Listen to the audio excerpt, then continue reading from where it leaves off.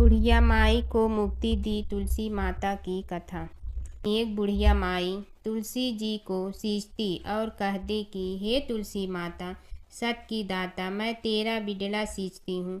मुझे बहू दे, पीताम्बर की धोती दे, मीठा मीठा घास दे, बैकुंठा में वास दे, चटक की चाल दे, पटक की मोत दे, चंदन का काठ दे, रानी सा राज दे, दाल भात का भोजन दे, 11 की मौत दे, कृष्ण जी का कंधा दे।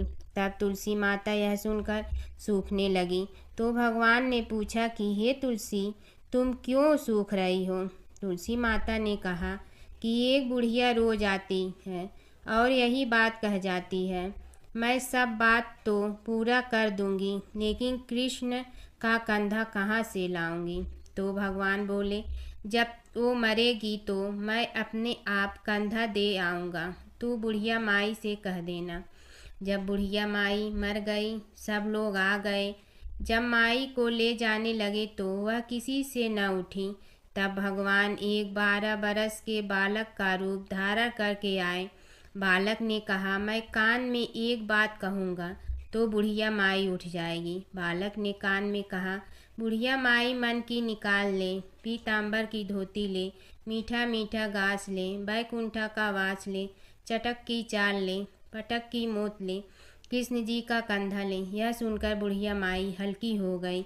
भगवान ने कंधा दिया और बुढ़िया माई को मुक्ति मिल गई। हे तुलसी माता, जैसे बुढ़िया माई को मुक्ति दी वैसे सबको देना। तुलसी माता की कथा। पुरानी समय की बात है। एक परम सुंदर और पतिव्रता स्त्री थी जिनका नाम था वृंदा। वे भगवान विष्णु की परम भक्त थी और उनका विवाह राक्षस राजा जलंधर से हुआ था। जलंधर बहुत शक्तिशाली था और उसकी शक्ति का रहस्य था उसकी पत्नी वृंदा की अटूट पतिव्रता धर्म।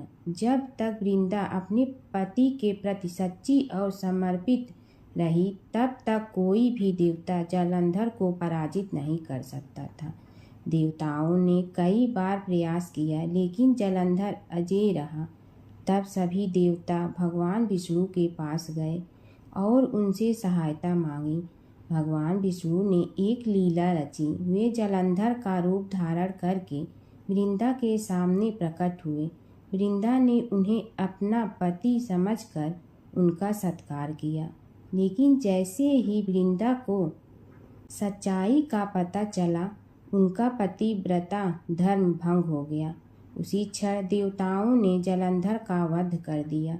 जब वृंदा को यह ज्ञात हुआ कि यह सब भगवान विष्णु की लीला थी, तो वे बहुत दुखी हुई और उन्होंने भगवान विष्णु को श्राप दिया कि वे पत्थर बन जाएं। उसी श्राप के कारण भगवान विष्णु शालिग्राम पत्थर के रूप में प्रकट हुए। इसके बाद वृंदा ने अपने प्राण त्याग दिए। उनके शरीर से एक पवित्र पौधा उत्पन्न हुआ, जिसे आज हम तुलसी के नाम से जानते हैं। तभी से तुलसी को देवी का रूप माना जाता है और उनकी पूजा की जाती है। तुलसी माता को घर में रखने से सुख समृद्धि आती है। भगवान विष्णु को तुलसी अत्यंत प्रिय है। बिना तुलसी के भगवान विष्णु की पूजा अधूरी मानी जाती है। सच्ची भक्ति और पतिव्रता धर्म में अपार शक्ति होती है। भगवान विष्णु और नारद की कथा। एक बार नारद मुनि जी ने भगवान विष्णु जी से पूछा, हे भगवान, आपका इस समय सबसे प्रिय भक्त कौन है? अब विष्णु तो भगवान हैं, सो झट से समझ गए अपने भक्त नारद मुनि की बात और मुस्कुरा कर बोले, मेरा सबसे प्रिय भक्त उस गांव का एक किसान है। यह सुनकर नारद मुनि जी थोड़ा निराश हुए और फिर से एक प्रश्न किया, हे भगवान, आपका बड़ा भक्त तो मैं हूँ, तो फिर सबसे प्रिय क्यों नहीं? भगवान विष्णु जी ने नारद मुनि जी से कहा, इसका जवाब तो तुम खुद ही दोगे। जाओ, एक दिन उसके घर रहो और फिर सारी बात मुझे बताना। नारद मुनि जी सुबह सवेरे मुंह अंधेरे उस किसान के घर पहुंच गए। देखा अभी अभी किसान जगा है और उसने अब सबसे पहले अपने जानवरों को चारा देता, फिर मुंह धोता, दैनिक कार्यों से निवृत्त होता, जल्दी जल्दी भगवान का नाम लिया, रूखी सूखी रोटी खाकर जल्दी जल्दी अपने खेतों पर चला गया। सारा दिन खेतों में काम किया और शाम को वापस घर आया। जानवरों को अपनी जगह बांधा, उन्हें चारा पानी डाला, हाथ धोया, मुंह धोया, फिर थोड़ी देर भगवान का नाम लिया, फिर परिवार के संग बैठकर खाना खाया और कुछ बातें की और फिर से सो गया। अब सारा दिन यह सब देखकर नारद मुनि जी भगवान विष्णु के पास वापिस आए और बोले, भगवान, मैं आज सारा दिन उस किसान के संग रहा, लेकिन वो तो ढंग से आपका नाम भी नहीं ले सकता। उसने थोड़ी देर सुबह, थोड़ी देर शाम को और भी जल्दी जल्दी आपका ध्यान किया, और मैं तो 24 घंटे सिर्फ आपका ही नाम जपता हूँ। क्या आपका सबसे प्रिय भक्त वो गरीब किसान ही है? भगवान विष्णु जी ने नारद की बात सुनकर कहा, अब इसका जवाब भी तुम मुझे खुद ही देना। और भगवान विष्णु जी ने एक कलश अमृत से भरा नारद मुनि को थमाया और बोले, इस कलश को लेकर तुम तीनों लोकों की परिक्रमा कर के आओ, लेकिन ध्यान रहे अगर एक बूंद भी अमृत नीचे गिरा तो तुम्हारी सारी भक्ति और गुण नष्ट हो जाएगी। नारद मुनि तीनों लोकों की परिक्रमा करके जब भगवान विष्णु के पास वापस आए तो खुश होकर बोले, भगवान, मैंने एक बूंद भी अमृत नीचे नहीं गिरने दिया। विष्णु भगवान ने पूछा, और इस दौरान तुमने मेरा नाम कितना बार लिया, मेरा स्मरण कितनी बार किया? तो नारद बोले, अरे भगवान जी, मेरा तो सारा ध्यान इस अमृत पर था, फिर आपका ध्यान कैसे करता? भगवान विष्णु ने कहा, हे नारद, देखो उस किसान को, वो अपना कर्म करते हुए भी नियमित रूप से मेरा स्मरण करता है, क्योंकि जो अपना कर्म करते हुए भी मेरा जाप करे वो ही मेरा सबसे प्रिय भक्त है। तुम तो सारे दिन खाली बैठे ही जप करते हो, और जब तुम्हें कर्म दिया तो मेरे लिए तुम्हारे पास समय ही नहीं था। तो नारद मुनि सब समझ गए और भगवान के चरण पकड़कर बोले, हे भगवान, आपने मेरा अहंकार तोड़ दिया, आप धन्य हैं। प्राचीन काल की बात है। एक नगर में धर्मपाल नाम का एक निर्धन किंतु अत्यंत धर्मनिष्ठ व्यक्ति रहता था। वह न तो अधिक पूजा पाठ जानता था और न ही उसके पास धन था, परंतु उसके हृदय में भगवान विष्णु के प्रति अपार श्रद्धा थी। प्रतिदिन प्रातः स्नान कर भगवान विष्णु का स्मरण करता और तुलसी दल अर्पित करता, तब भी वह हरि नाम का जाप करता रहता। एक दिन किसी कारणवश वह पूजा न कर सका। मन में ग्लानि हुई और रात को उसने भगवान विष्णु से क्षमा याचना की। उसी रात उसे स्वप्न में विष्णु ने दर्शन दिए और कहा, हे भक्त, जो भी व्यक्ति श्रद्धा से मेरा स्मरण करता है, मैं उसके सभी पाप हर लेता हूँ। भक्ति में विधि नहीं, भाव प्रधान होता है। कुछ समय बाद धर्मपाल के जीवन की सभी कठिनाइयाँ दूर हो गई। उसके घर में सुख, शांति और समृद्धि आ गई। अंत समय में उसे वैकुंठ लोक की प्राप्ति हुई। विष्णु भगवान की कथा। एक नगर में एक सेठ व एक सेठानी रहते थे और सेठानी रोज विष्णु भगवान की पूजा करती थी। सेठ को उसका पूजा करना बिल्कुल अच्छा नहीं लगता था। इसी वजह से एक दिन सेठ ने सेठानी को घर से निकाल दिया। घर से निकलने पर वह जंगल की ओर गई तो देखा 4 आदमी मिट्टी खोदने का काम कर रहे थे। उसने कहा कि मुझे नौकरी पर रख लो।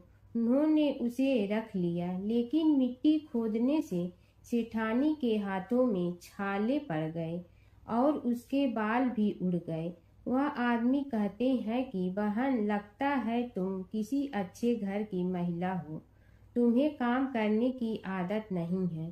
तुम एक काम रहने दो और हमारे घर का काम कर लिया करो। वह चारों आदमी उसे अपने साथ घर ले गए और वह 4 मुट्ठी अनाज लाते और सभी बांट कर खा लेते। एक दिन सेठानी ने कहा कि कल से 8 मुट्ठी अनाज लाना। अगले दिन वह 8 मुट्ठी अनाज लाए और सेठानी पड़ोसन से आग मांग लाई। उसने भोजन बनाया, विष्णु भगवान को भोग लगाया, फिर सभी को खाने को दिया। सारे भाई बोले कि बहन, आज तो भोजन बहुत स्वादिष्ट बना है। सेठानी ने कहा कि भगवान का जूठा है तो स्वाद तो होगा ही। सेठानी के जाने के बाद सेठ भूखा रहने लगा और आस पड़ोस के सारे लोग कहने लगे कि ये तो सेठानी के भाग्य से खाता था। एक दिन सेठ अपनी सेठानी को ढूंढने चल पड़ा। उसने ढूंढते हुए वह भी उस जंगल में पहुंच गया जहां वह चारों आदमी मिट्टी खोद रहे थे। सेठ ने उन्हें देखा तो कहा कि भाई, मुझे भी काम पर रख लो। उन आदमियों ने उसे काम पर रख लिया, लेकिन मिट्टी खोदने से उसके भी हाथों में छाले पड़ गए और बाल उड़ने लगे। उसकी यह हालत देख चारों बोले कि तुम्हें काम की आदत नहीं है, तुम हमारे साथ चलो और हमारे घर में रह लो। सेठ उन चारों आदमियों के साथ उनके घर चला गया और जाते ही उसने सेठानी को पहचान लिया, लेकिन सेठानी घूंघट में थी तो सेठ को देख नहीं पाई। सेठानी ने सभी के लिए भोजन तैयार किया और हर रोज की भांति विष्णु भगवान को भोग लगाया। उसने उन चारों भाइयों को भोजन परोस दिया, लेकिन जैसे ही वह सेठ को भोजन देने लगी तो विष्णु भगवान ने उसका हाथ पकड़ लिया। भाई बोले कि बहन, ये तुम क्या कर रही हो? वह बोली, मैं कुछ नहीं कर रही हूँ, मेरा हाथ तो विष्णु भगवान ने पकड़ लिया है। भाई बोले, हमें भी विष्णु भगवान के दर्शन कराओ। उसने भगवान से प्रार्थना की तो विष्णु जी प्रकट हो गए। सभी ने दर्शन किए। सेठ ने सेठानी से क्षमा मांगी और सेठानी को साथ चलने को कहा।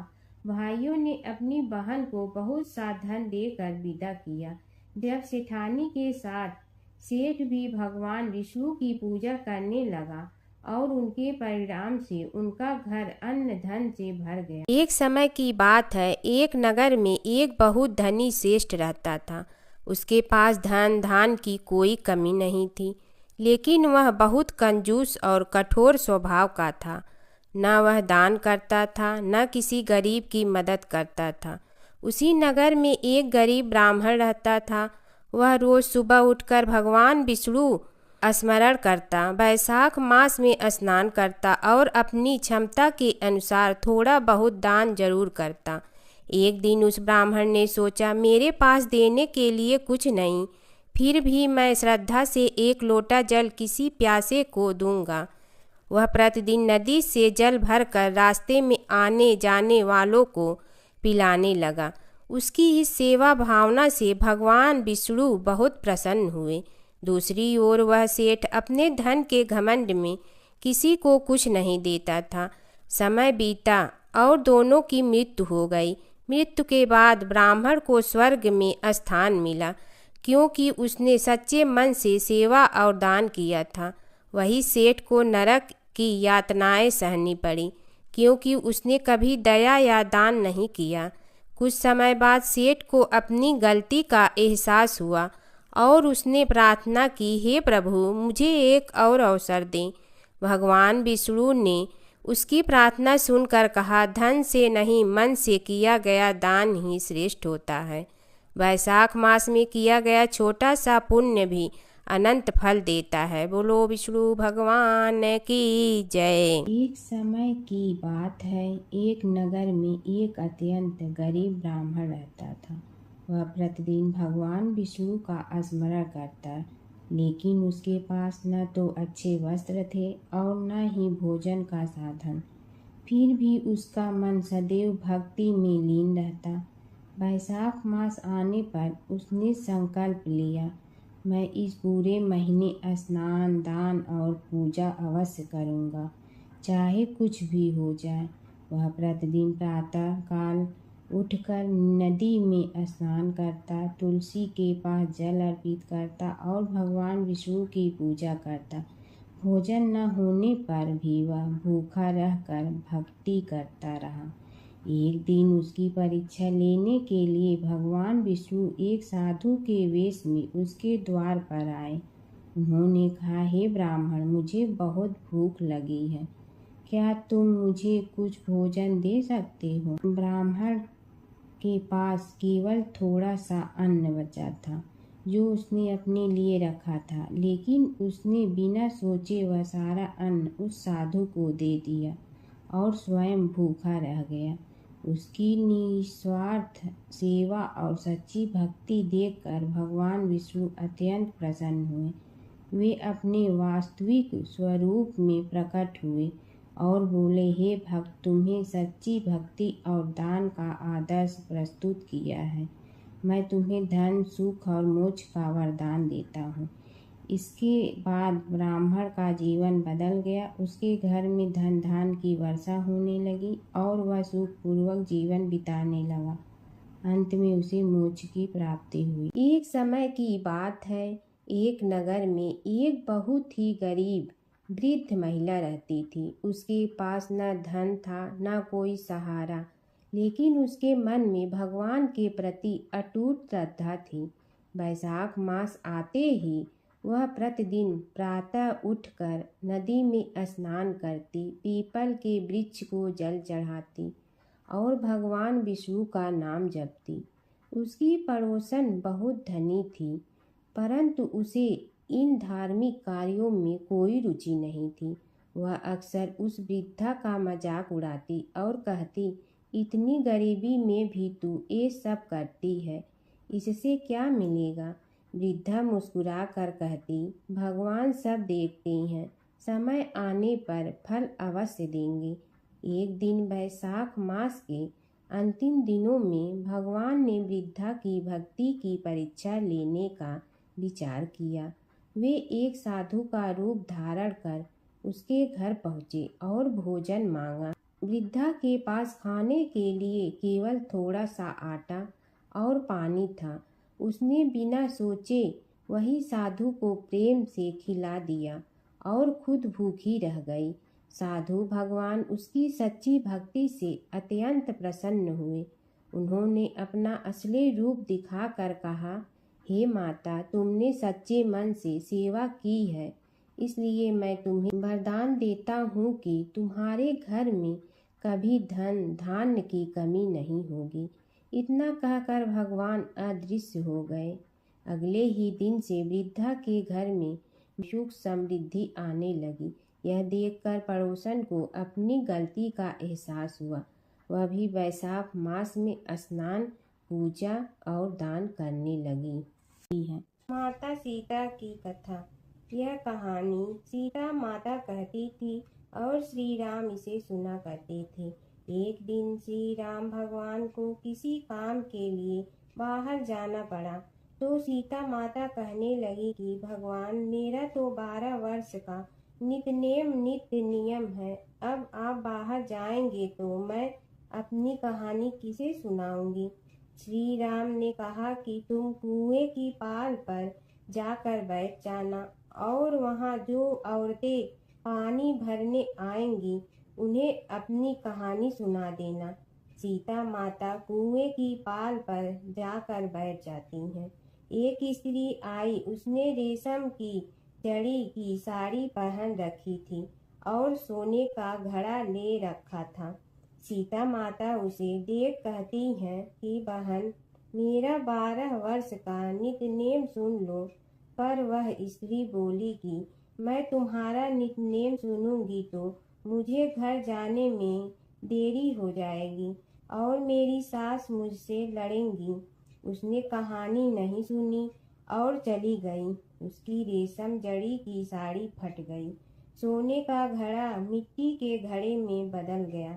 सास ने देखा तो पूछा कि ये किसका दोष अपने सिर लेकर आ गई है? बहू ने कहा कि कुएं पर एक औरत बैठी थी, उसने कहानी सुनने के लिए कहा। लेकिन मैंने सुनी नहीं जिसका यह फल मिला है। बहू की बात सुनकर अगले दिन वही साड़ी और घड़ा लेकर सास कुएं की पाल पर गई। सास को वहीं माता सीता बैठी मिली तो माता सीता ने कहा कि बहन मेरी कहानी सुन लीजिए। सास बोली कि एक बार छोड़, मैं तो 4 बार कहानी सुन लूंगी। राम आए लक्ष्मण आए देश के पुजारी आए, नित नेम का नेम लाए आओ राम बैठो राम। तपी रसोई जियो राम, माखन मिश्री खाओ राम। दूध बतासा पियो राम, सूत के पलका मोठो राम। साल दुसाला पोठो राम, साल दुसाला ओढ़ो राम। जब बोलो जब राम ही राम, राम संवारे सबके काम। खाली घर भंडार भरेंगे, सबका बेड़ा पार करेंगे। श्री राम जय राम जय जय राम। सास बोली कि बहन कहानी तो बहुत अच्छी लगी। कहानी सुनकर सास घर चली गई और उसकी साड़ी फिर से रेशम जड़ी की बन गई। मिट्टी का घड़ा फिर सोने के घड़े में बदल गया। बहू कहने लगी, सासू माँ आपने ये सब कैसे किया? सास ने कहा कि बहू तू दोष लगा के आई थी और मैं अब दोष उतार कर आ रही हूँ। बहू ने फिर पूछा कि वह कुएं वाली स्त्री कौन है? सास बोली कि वे सीता माता थी। वे पुराने से नया कर देती हैं, खाली घर में भंडार भर देती हैं। वह लक्ष्मी जी का वास घर में कर देती हैं। आदमी की जो भी इच्छा हो उसे पूरा कर देती हैं।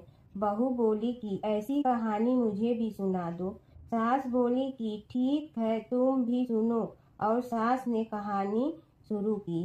राम आए लक्ष्मण आए देश के पुजारी आए, नित नेम का नेम लाए आओ राम बैठो राम। तपी रसोई जियो राम, माखन मिश्री खाओ राम।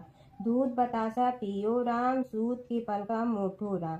साल दुसाला पोठो राम, साल दुसाला ओढ़ो राम। जब बोलो जब राम ही राम, राम संवारे सबके काम। खाली घर भंडार भरेंगे, सबका बेड़ा पार करें। श्री राम जय जय राम। कहानी सुनकर बहू बोली कि कहानी तो बहुत अच्छी है। सास ने कहा कि ठीक है इस कहानी को रोज कहा करेंगे। अब सास बहू रोज सवेरे उठती, नहाती धोती और पूजा करने के बाद नित नेम की सीता की कहानी कहती। एक दिन उनके यहाँ एक पड़ोस की औरत आई और बोली कि बहन जरा सी आँच दे ना। तो वह बोली कि आज तो अभी हमने जलाई ही नहीं। पड़ोसन ने कहा कि तुम सुबह 4 बजे से उठकर क्या कर रही हो? फिर उन्होंने कहा कि सुबह उठकर हम पूजा करते हैं, फिर सीता माता की नित नेम की कहानी कहते हैं। पड़ोसन ने उसकी बात सुनकर फिर कहा कि सीता माता की कहानी कहने से तुम्हें क्या मिलता है? वे बोली कि इनकी कहानी कहने से घर में भंडार भर जाते हैं, सारे काम सिद्ध होते हैं, मन की इच्छा भी पूरी हो जाती है। पड़ोसन कहती है कि बहन ऐसी कहानी तो मुझे भी सुना दो। फिर वह बोली कि ठीक है तुम भी यह कहानी सुन लो। राम आए लक्ष्मण आए देश के पुजारी आए, नित नेम का नेम लाए आओ राम बैठो राम। सारी कहानी सुनने के बाद पड़ोसन कहने लगी बहन कहानी तो मुझे बहुत अच्छी लगी। अब वह पड़ोसन भी नित नेम सीता माता की कहानी कहने लगी। कहानी कहने से सीता माता ने पड़ोसन के भी भंडार भर दिए। अब तो पूरे मोहल्ले में नित नेम की कथा चल पड़ी। हर किसी की मनोकामना पूरी होने लगी। हे सीता माता, जैसे आपने उनके भंडार भरे वैसे ही आप हमारे भी भंडार भरना, सबकी भरना, कहानी सुनने वाले के भी और कहानी कहने वाले के भी। और जमुना की कहानी। प्राचीन समय में एक गांव था जिसमें 2 बहनें रहा करती थी। एक बहन का नाम गंगा था तो दूसरी बहन का नाम जमुना था। एक बार दोनों बहनें एक साहूकार के खेत से गुजर रही थी तो जमुना ने 13 दाने जौ के तोड़ लिए, जिसे देख गंगा बोली कि तुझे तो ग्रहण लग गया, तूने चोरी की है।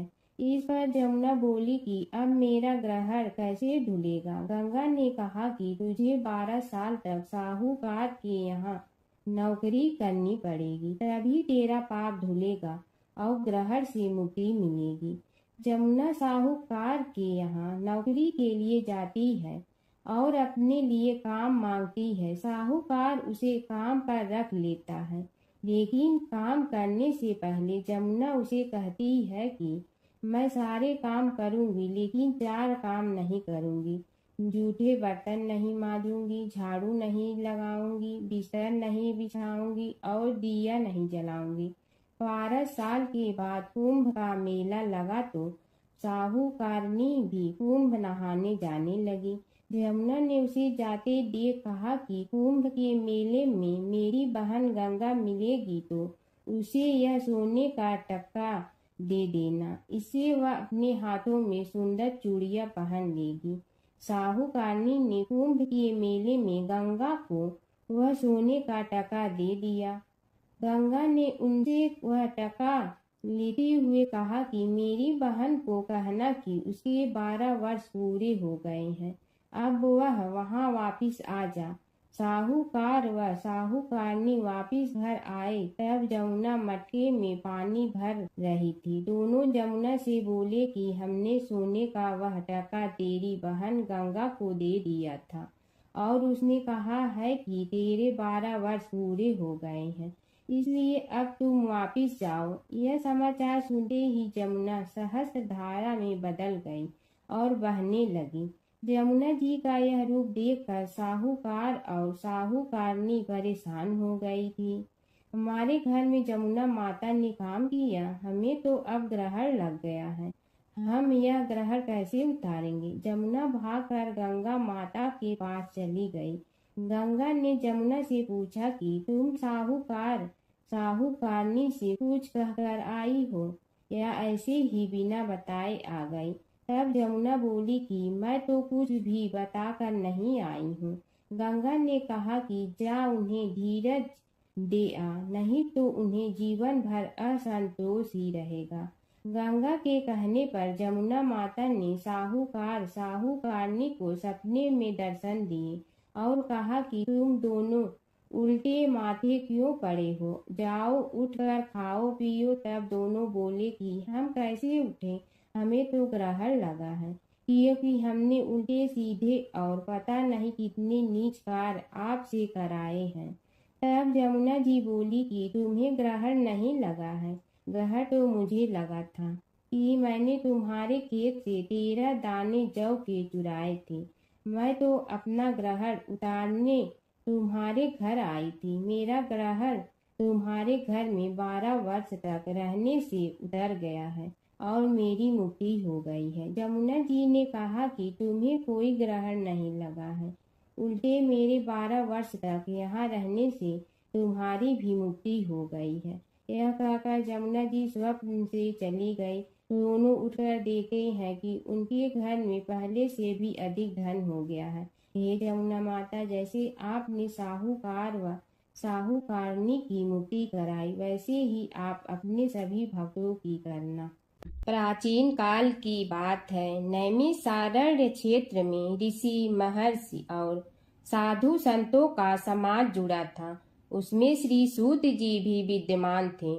शौनक जी ने उनकी सेवा में उपस्थित होकर निवेदन किया कि हे अज्ञान रूप घोर तिमिर को नष्ट करने में करोड़ों सूर्यों के समान प्रकाशमान श्री सूत जी हमारे कानों के लिए अमृत के समान जीवन प्रदान करने वाले कथा तत्व का वर्णन कीजिए। हे सूत जी, हमारे हृदयों में ज्ञान के प्रकाश की वृद्धि तथा भक्ति, वैराग्य और विवेक की उत्पत्ति जिस कथा से हो सकती हो, वह हमारे प्रति कहने की कृपा कीजिए। शौनक जी की जिज्ञासा से सूत जी बड़े प्रसन्न हुए। पुरातन इतिहासों के स्मरण से उनका शरीर पुलकायमान हो रहा था।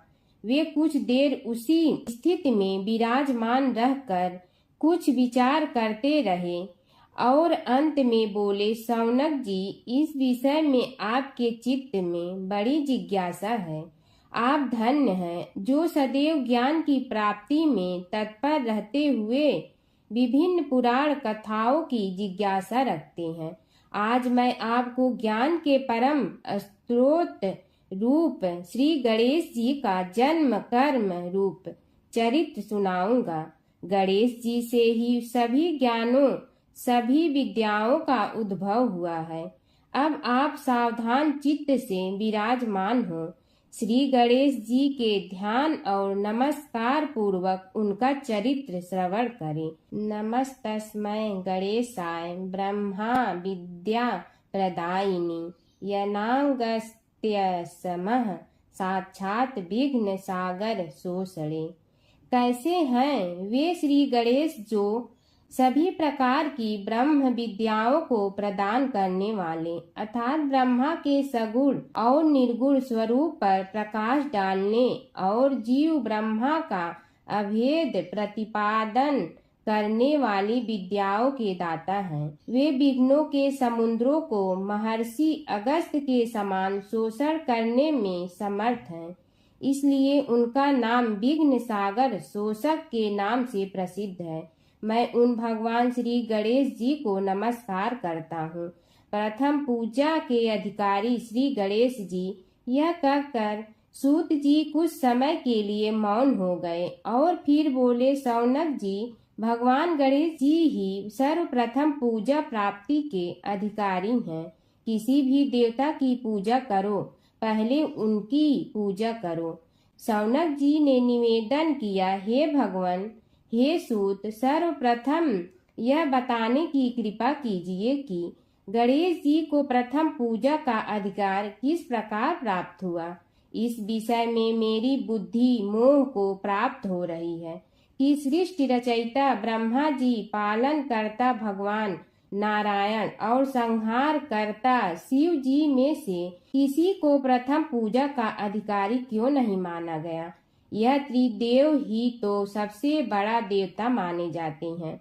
सूत जी ने कहा, शौनक जी, यह भी एक रहस्य ही है। देखो, अधिकार मांगने से नहीं मिलता, इसके लिए योग्यता होनी चाहिए। संसार में अनेकों देवी देवताएं पूजे जाते हैं।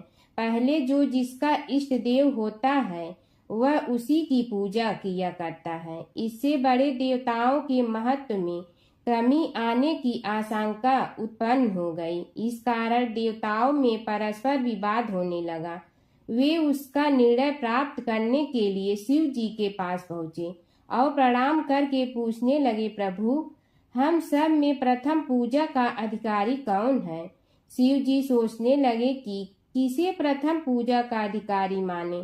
तभी उन्हें एक युक्ति सूझी। बोले, देवगण, इसका निपटारा बातों से नहीं तथ्यों से होगा। इसके लिए एक प्रतियोगिता रखनी होगी, शिव की परिक्रमा करने की प्रतियोगिता।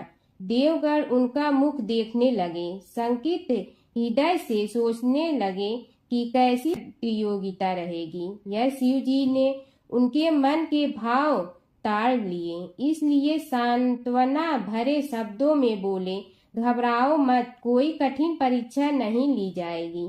बस इतना ही कि सभी अपने अपने वाहनों पर चढ़कर संसार की परिक्रमा करो और फिर यहाँ लौट आओ।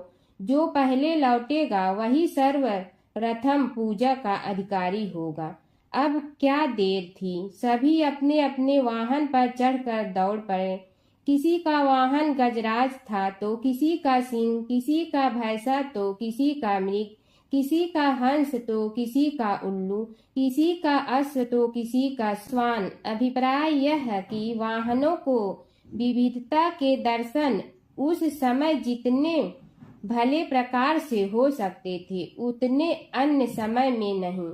सबसे गया बीता वाहन गणेश जी का था मूषक, उससे चूहा भी कहते हैं। ऐसे वाहन के बल भरोसे इस प्रतियोगिता में सफल होना तो क्या, सम्मिलित होना भी हास्यास्पद है। गणेश जी ने सोचा, छोड़ो, क्या होगा प्रतियोगिता में भाग लेने से, हम तो यहाँ बैठे रहकर ही तमाशा देखेंगे। वे बहुत देर तक विचार करते रहे। अंत में उन्हें एक युक्ति सूझी। शिव जी स्वयं ही जगदाता हैं, यह संसार उन्हीं का प्रतिबिंब है, तब क्यों न इन्हीं की परिक्रमा कर ली जाए। इनकी परिक्रमा करने से ही संसार की परिक्रमा हो जाएगी। ऐसा निश्चय कर उन्होंने मूषक पर चढ़कर शिव जी की परिक्रमा की और उनके समक्ष जा पहुँचे। शिव जी ने कहा, तुमने परिक्रमा पूर्ण कर ली? उन्होंने उत्तर दिया, जी हाँ। शिव जी सोचने लगे कि इसे तो यहीं घूमते हुए देखा, फिर परिक्रमा कैसे कराया। देवताओं का परिक्रमा करके लौटना आरंभ हुआ और उन्होंने गणेश जी को वहां बैठे देखा तो माथा ठनक गया। फिर भी साहस करके बोले, अरे तुम विश्व की परिक्रमा के लिए नहीं गए? गणेश जी ने कहा, अरे मैं कब का यहाँ आ गया। देवता बोले, तुम्हें तो कहीं भी नहीं देखा। गणेश जी ने उत्तर दिया, देखते कहाँ से, समस्त संसार शिव जी में विद्यमान है। इनकी परिक्रमा करने से ही संसार की परिक्रमा पूर्ण हो गई। सूत जी बोले, शौनक, इस प्रकार गणेश जी ने अपनी बुद्धि के बल पर ही विजय प्राप्त कर ली। उनका कथन सत्य था, इसलिए कोई विरोध करता भी तो कैसे। बस उसी दिन से गणेश जी की प्रथम पूजा होने लगी। एक बूढ़ा ब्राह्मण था। वह रोज पीपल को जल से सींचता था। पीपल में से रोज एक लड़की निकलती और कहती, पिताजी मैं आपके साथ जाऊंगी। यह सुनते सुनते बूढ़ा दिन ब दिन कमजोर होने लगा। तो बुढ़िया ने पूछा कि क्या बात है। बूढ़ा बोला कि पीपल से एक लड़की निकलती है और कहती है कि वह भी मेरे साथ चलेगी। बुढ़िया बोली कि कल ले आना उस लड़की को, जहाँ 6 लड़कियां पहले से ही हमारे घर में है, वहाँ 7वीं लड़की और सही। अगले दिन बूढ़ा उस लड़की को घर ले आया। घर लाने के बाद बूढ़ा ब्राह्मण आटा मांगने गया तो उसने पहले दिनों की अपेक्षा आज ज्यादा आटा मिला था। जब बुढ़िया वह आटा छानने लगी तो लड़की ने कहा कि लाओ माँ, मैं छान देती हूँ। जब वह आटा छानने बैठी तो परात भर गई। उसके बाद माँ खाना बनाने जाने लगी तो लड़की बोली कि आज रसोई मैं बनाऊंगी।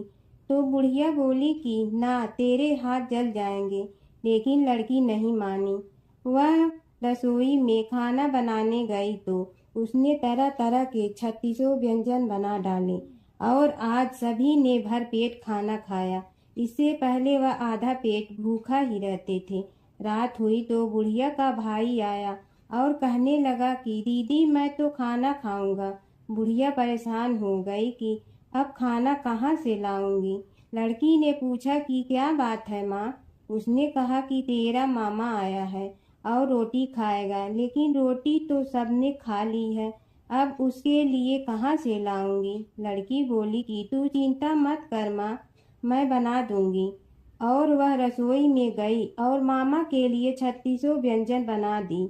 मामा ने भरपेट खाया और कहा भी कि ऐसा खाना इससे पहले उसने कभी नहीं खाया है। बुढ़िया ने कहा कि भाई, तेरी बावनी भाजी है, उसी ने बनाया है। शाम हुई तो लड़की बोली कि माँ, चौका लगा के चौके का दिया जला देना, कोठे में मैं सोऊंगी। बुढ़िया बोली कि ना बेटी, तू डर जाएगी। लेकिन वह बोली कि ना माँ, मैं नहीं डरूंगी, मैं अंदर कोठे में ही सोऊंगी। वह कोठे में ही जाकर सो गई। आधी रात को लड़की उठी और चारों ओर आंख मारी तो धन ही धन हो गया। वह बाहर जाने लगी तो एक बूढ़ा ब्राह्मण सो रहा था। उसने देखा तो कहा कि बेटी, तू कहाँ चली। लड़की बोली कि मैं तो दरिद्रता दूर करने आई थी, अगर तुम्हें दूर करवानी है तो करवा लो। उसने बूढ़े के घर में भी आँख से देखा तो चारों ओर धन ही धन हो गया। सुबह सवेरे सब उठे तो लड़की को ना पाकर उसे ढूंढने लगे कि पावनी बेटी कहाँ चली गई। बूढ़ा ब्राह्मण बोला कि वह तो लक्ष्मी माता थी, जो तुम्हारे साथ मेरी दरिद्रता भी दूर कर गई। हे लक्ष्मी माता, जैसे आपने उनकी दरिद्रता दूर की, वैसे ही सबकी करना। नारद मुनि का घमंड। एक बार नारद मुनि को अपने ज्ञान और भक्ति पर घमंड हो गया। कृष्ण ने नारद मुनि की परीक्षा लेने के लिए उन्हें एक गांव में भेजा, जहां एक महिला अपने पति के बीमार होने पर बहुत दुखी थी। नारद मुनि ने महिला को समझाया कि वह भगवान से प्रार्थना करे, लेकिन महिला ने कहा कि वह अपने पति को कष्ट में नहीं देख सकती। तब नारद मुनि ने राधा से मिलने का फैसला किया। राधा ने नारद मुनि को चरणामृत दिया और कहा कि वह इसे अपने पति को दे।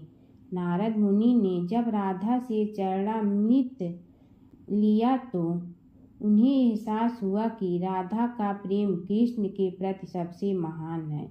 इस घटना के बाद नारद मुनि का घमंड चूर चूर हो गया। नारद मुनि और कृष्ण की लीला। नारद मुनि अक्सर कृष्ण की लीलाओं में शामिल होते थे। एक बार नारद मुनि इंद्र के दरबार से द्वारका जा रहे थे।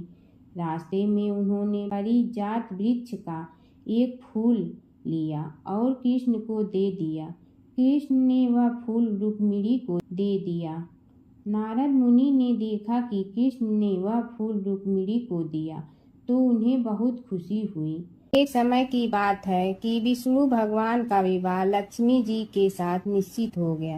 विवाह की तैयारी होने लगी। सभी देवताओं को निमंत्रण भेजे गए, परंतु गणेश जी को निमंत्रण नहीं दिया। कारण जो भी रहा हो, अब भगवान विष्णु की बारात जाने का समय आ गया। सभी देवता अपनी पत्नियों के साथ विवाह समारोह में आए। उन सब ने देखा कि गणेश जी कहीं दिखाई नहीं दे रहे हैं।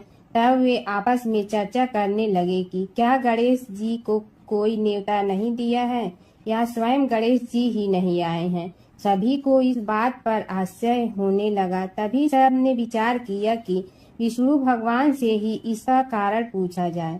विष्णु भगवान से पूछने पर उन्होंने कहा कि हमने गणेश जी के पिता भोलेनाथ महादेव को न्योता भेजा है। यदि गणेश जी अपने पिता के साथ आना चाहते हैं तो आ जाते। अलग से न्योता देने की कोई आवश्यकता भी नहीं थी। दूसरी बात यह है कि उनको 1.25 मन मूंग, 1.25 मन चावल, 1.25 मन घी और 1.25 मन लड्डू का भोजन दिन भर में चाहिए। यदि गणेश जी नहीं आएंगे तो कोई बात नहीं।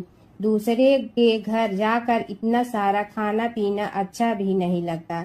इतनी वार्ता कर ही रहे थे कि किसी एक ने सुझाव दिया, यदि गणेश जी आ भी जाए तो उनके द्वारपाल बनाकर बैठा देंगे कि आप घर की याद रखना। आप तो चूहे पर बैठकर धीरे धीरे चलोगे तो बारात से बहुत पीछे रह जाओगे। यह सुझाव भी सबको पसंद आ गया तो विष्णु भगवान ने भी अपनी सहमति दे दी। होना क्या था कि इतने में गणेश जी वहां आ पहुंचे और उन्हें समझा बुझा कर घर की रखवाली करने बैठा दिया गया। बारात चल रही थी। तब नारद जी ने देखा कि गणेश जी तो दरवाजे पर ही बैठे हुए हैं, तो वे गणेश जी के पास गए और रुकने का कारण पूछा। गणेश जी कहने लगे कि विष्णु भगवान ने मेरा बहुत अपमान किया है। नारद जी ने कहने लगे कि अपनी मूसक देना को आगे भेज दे तो वह रास्ता खोद देगी, जिससे उनके वाहन धरती में धंस जाएंगे। तब आपको सम्मान पूर्वक बुलाना पड़ेगा। अब तो गणेश जी ने अपनी मूसक सेना जल्दी से आगे भेज दी और सेना ने जमीन पोली कर दी। जब बारात वहां से निकली तो रथों के पहिए धरती में धंस गए। लाख कोशिश करे परंतु पहिए नहीं निकले। सभी ने अपने अपने उपाय किए परंतु पहिए तो नहीं निकले, बल्कि जगह जगह से टूट गए। किसी की समझ में नहीं आ रहा था कि अब क्या किया जाए। तब तो नारद जी ने कहा, आप लोगों ने गणेश जी का अपमान करके अच्छा नहीं किया। यदि उन्हें मना कर लाया जाए तो आपका कार्य सिद्ध हो सकता है और यह संकट टल सकता है। शंकर भगवान ने अपने दूत नंदी को भेजा और वे गणेश जी को लेकर आए। गणेश जी का आदर सम्मान के साथ पूजन किया। तब कहीं रथ के पहिए निकले। अब रथ के पहिए निकल के परंतु टूट फूट गए तो उन्हें सुधारे गए। पास के खेत में खाती काम कर रहा था, उसे बुलाया गया। खाती अपना कार्य करने के पहले श्री गणेशाय नमः कहकर गणेश जी की वंदना मन ही मन करने लगा। देखते ही देखते खाती ने सभी पहियों को ठीक कर दिया। तब खाती कहने लगा कि हे देवताओं, आपने सर्वप्रथम गणेश जी को नहीं मनाया होगा और न ही उनकी पूजन की होगी, इसीलिए तो आपके साथ यह संकट आया है। हम तो मूर्ख अज्ञानी हैं, फिर भी पहले गणेश जी को पूजते हैं, उनका ध्यान करते हैं। आप लोग तो देवतागण हैं, फिर भी आप गणेश जी को कैसे भूल गए? अब आप लोग भगवान श्री गणेश जी की जय बोल कर जाएं तो आपके सब काम बन जाएंगे और संकट कट जाएंगे। ऐसा कहते हुए बारात वहां से चल दी और विष्णु भगवान को लक्ष्मी जी के साथ विवाह संपन्न करा के सभी सकुशल घर लौट आए। हे गणेश जी महाराज, आपने विष्णु को जैसे कारज सारियो ऐसे कारज सबको सिद्ध कर जो। बोलो गजानन भगवान की जय। हर व्रत कथा के साथ पढ़ी और सुनी जाने वाली लपसी तपसी की यह कहानी। एक लपसी था, एक तपसी था। तपसी हमेशा भगवान की तपस्या में लीन रहता था। लपसी रोजाना सवा सेर की लपसी बनाकर भगवान का भोग लगाकर जीम लेता था। एक दिन दोनों लड़ने लगे। तपसी बोला, मैं रोज भगवान की तपस्या करता हूँ, इसलिए मैं बड़ा हूँ। लपसी बोला, मैं रोज भगवान को सवा सेर लपसी का भोग लगाता हूँ, इसलिए मैं बड़ा हूँ। नारद जी वहाँ से गुजर रहे थे। दोनों को लड़ता देखकर उनसे पूछा कि तुम क्यों लड़ रहे हो? तपसी ने खुद के बड़ा होने का कारण बताया और लपसी ने अपना कारण बताया। नारद जी बोले, तुम्हारा फैसला मैं करूँगा। दूसरे दिन लपसी और तपसी नहाकर अपनी रोज की भक्ति करने आए तो नारद जी ने छुपकर 1.25 करोड़ की एक एक अंगूठी उन दोनों के आगे रख दी। तपसी की नज़र उस अंगूठी पर पड़ी जो उसने चुपचाप अंगूठी उठाकर अपने नीचे दबा ली। तब लपसी की नज़र अंगूठी पर पड़ी, लेकिन उसने ध्यान नहीं दिया। भगवान को भोग लगाकर लपसी खाना खाने लगा। नारद जी सामने आए तो दोनों ने पूछा कि कौन बड़ा, तो नारद जी ने तपसी से खड़ा होने को कहा। वो खड़ा हुआ तो उसने नीचे दबी अंगूठी दिखाई पड़ी। नारद जी ने लपसी से कहा, तपस्या करने के बाद भी तुम्हारी चोरी करने की आदत नहीं गई, इसलिए लपसी बड़ा है और तुम्हें तुम्हारी तपस्या का कोई फल भी नहीं मिलेगा। तपसी शर्मिंदा होकर माफ़ी मांगने लगा। उसने नारद जी से पूछा, मुझे मेरी तपस्या का फल कैसे मिलेगा? नारद जी ने कहा, यदि कोई गाय और कुत्ते की रोटी नहीं बनाएगा तो फल तुम्हें मिलेगा। यदि कोई ब्राह्मण को भोजन करवा कर दक्षिणा नहीं देगा तो फल तुम्हें मिलेगा। यदि कोई साड़ी के साथ ब्लाउज नहीं देगा तो फल तुझे मिलेगा। यदि कोई दिए से दिया जलाएगा तो फल तुम्हें मिलेगा।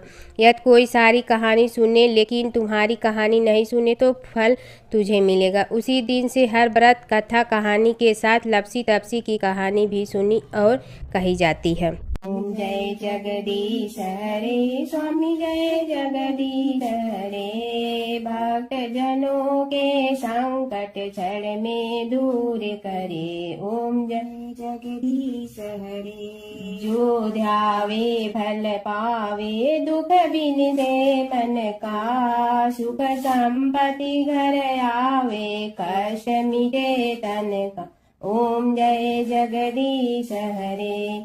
मात पिता तुम मेरे, शरण कहूँ किसकी। तुम विनय और न दूजा, आस करूँ जिसकी। ओम जय जगदीश हरे। तुम पूर्ण परमात्मा, तुम अंतर्यामी। पार ब्रह्म परमेश्वर, तुम सबके स्वामी। ओम जय जगदीश हरे। तुम बिंदा के सागर, तुम पालन करता। मैं मूर्ख कल काम, कृपा करो भरता। ओम जय जगदीश हरे। तुम हो ये कय गोचर, सबके प्राणपति। किस विधि मिलूं दया में, तुमको मैं कुमति। ओम जय जगदीश हरे। दीन बंधु दुख हरता, तुम रक्षक मेरे। अपने हाथ उठाओ, द्वार पड़ा तेरे। ओम जय जगदीश हरे। विषय विकार मिटा, पाप हरो देवा। श्रद्धा भक्ति बढ़ाओ, संतन की सेवा। ओम जय जगदीश हरे। तन मन धन सब तेरा, स्वामी सब कुछ है तेरा। तेरा तुझको अर्पण क्या लागे मेरा। ओम जय जगदीश हरे, जय जगदीश हरे। स्वामी जय जगदीश हरे, भक्त जनों के संकट टलने दूर करे। ओम जय जगदीश हरे, स्वामी जय जगदीश हरे।